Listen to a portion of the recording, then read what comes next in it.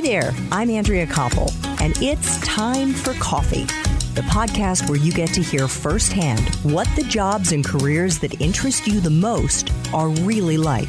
Hey there, Java junkies. Welcome to another K-Cup mini episode of Time for Coffee. By the way, K-Cups come in 3 sizes, single, double, and triple shots, or roughly 1 minute, 5 minutes, or 10 minutes in length. So if you don't have time to throw back an entire caffeinated career conversation, these K-Cup mini episodes of T4C can give you a quick caffeinated fix, whether you're on the go or you only have a few minutes to binge. So grab your mug and take a chug, because it's time for a caffeinated career triple shot K-Cup with my guest, Susan Feeney. So as I mentioned in the introduction, you really focus your work, Susan, on the communications and advocacy work in the fields of education, ed tech, and public health. Is that right? Yeah, it's a little broader because, to be honest, the mix of my clients, while there are sort of what we consider anchor clients, it evolves all the time. And for me, that's what keeps it interesting. But really, global issues, education, public health. Yeah, that's the best way to define it. Okay. It gets a little varied from time to time. Cool. So let's dig into one of the engagements that you've had. And I know that you worked with an ed tech company called Handshake. It's a San Francisco, startup. It's a startup, and it's a career-based platform for college students to help them connect with potential employers. Right.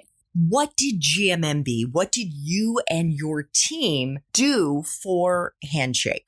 I'm just thrilled to talk about that because they are an amazing organization, and they are an example that we were mentioning of a for-profit. They're a startup started by a couple of guys who were in college in rural Michigan. And guess what? All of the big tech companies in the world, they didn't come knocking on their door to recruit. So they had a personal problem, right? Hey, who is going to come and recruit us? We're awesome. We're engineers. We're smart economists, all that sort of thing. So they built a really beautiful platform where universities sign up and students can sign up online, put their resumes in there. The recruiters can come right there online and have the pick of all of these amazing students all across the country, and with a whole new efficiency. So let's say, I don't know, I'm GE and I'm supporting the Seattle Opera, but they need an engineer. So I got to find an engineer with some interest in opera. Like, it's just an amazing platform, and it has had explosive growth. So it was well on its way when they reached out to us because they were good at what they were doing. They were good at talking to universities, but they didn't really exist in the education space in the universe. So education reporters, education policymakers were not really plugged into why this was needed, why it was good. And this is super important. Handshake is taking all of the steps possible to protect student privacy. So they have a lot of data. Students can upload their grades. They can put all of these things that they want employers to see, but nobody wants to be hacked. So we helped Handshake talk about all the work they have done to protect privacy in an era where people are super concerned about that. And we helped them get better known and to be able to tell their story in the education space so that they were sort of aware of what was happening and that Handshake would find more partners who had a common interest.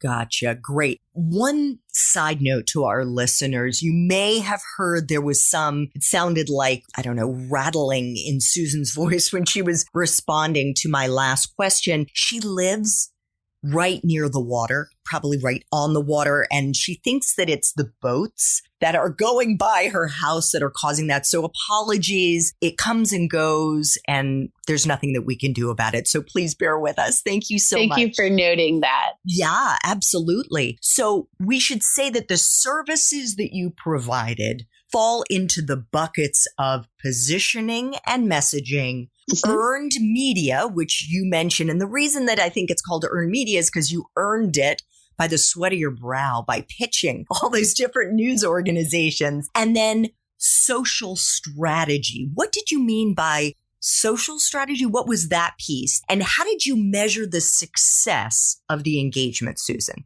So social strategy was to help them not just use social media platforms, Twitter, LinkedIn, Facebook, but to target the right audiences for that. One of the great advantages of digital advertising and digital communications is you don't have to talk to the entire universe. You can narrow down that audience that you want to have a conversation with. And we worked with them a little bit about that in some social campaigns to talk to people about, like whenever there was a new offering on their platform, they want people to know about it. Whenever they had major milestones they were trying to communicate, we helped them communicate with the right people. Gotcha. That's really helpful. Thank you. And what about the effect of the work that you did, the impact? How did you quantify? How were you able to demonstrate and illustrate to Handshake that the engagement was worth the money that they spent? Yeah, this is worth talking about too, because in this age,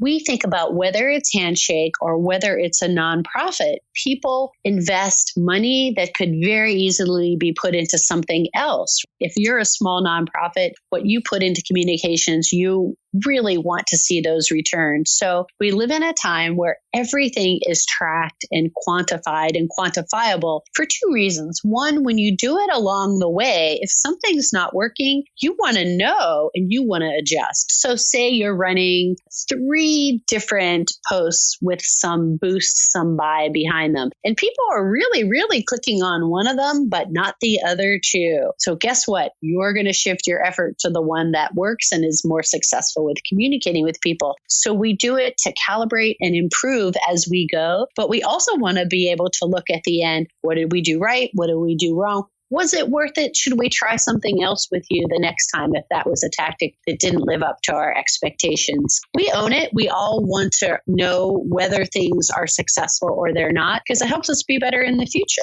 Definitely. And so what were you able to play back to Handshake that said, yeah, this was definitely a campaign that was well run? Say specifically on that kind of campaign, you are tracking how many people clicked on those social posts. And when they did, what was their engagement? If you were connecting people with their website, for example, how long did people stay on the website? What did they click on there? So you're tracking that activity in earned media. That's pretty obvious. Placement of stories. Who wrote about Handshake? How many people saw those stories? What happened after the story? So you're always trying to report back and track basically the impact of the work that you do. What are conferences that you helped people get a speaking position at? How big were those audiences and what happened after? Wonderful. You've also worked on building issue-focused campaigns. Could you give us an example of one and maybe some of the moving pieces that were involved in developing that kind of campaign?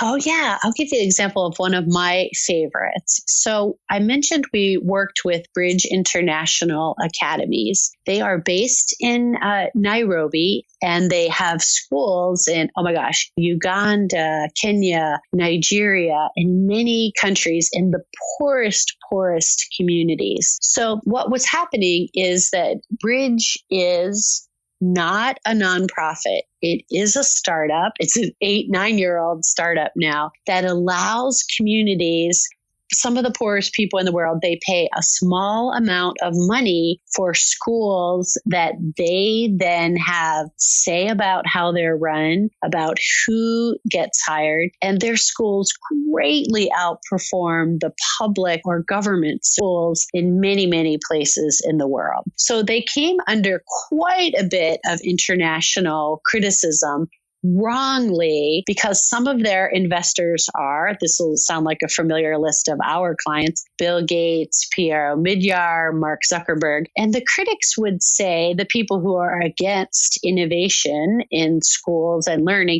oh my, they're trying to get rich off of the poorest families in the world. And that could not be more wrong. So the campaign that we worked with them very closely to develop, we went to villages in Uganda and in Nairobi, and we talked to families and we asked them, given your limited income in the world, why do you do this? Why do you choose to go to this low-cost private school? You can still see their stories and these videos on YouTube if you want to look. The campaign is MyBridge, and it's a hashtag and a campaign that they still use, which we're really happy about. But we were able to tell the stories of the people who love these schools and believe in them when highfalutin policy people in London were trashing them. We thought, no, we're going to go talk about and tell the real story of the difference they've made in these students' lives and the high schools they've gone on to. It's just an amazing, really, really touching story. But